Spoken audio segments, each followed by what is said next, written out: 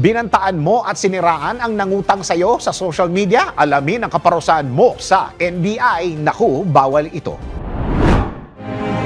Alamin kung bawal o hindi. Dahil kung di mo alam to, kaso ang kakaharapin mo sa NBI. Naku, bawal ito.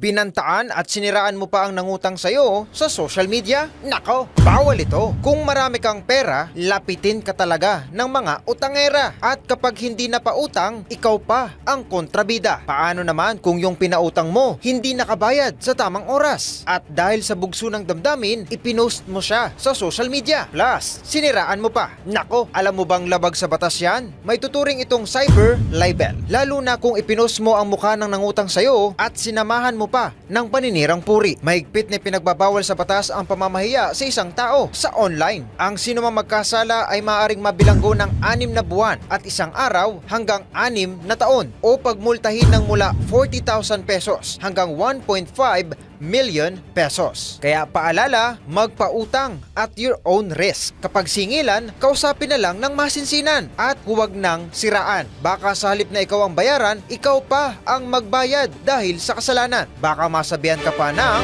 nako, bawal ito.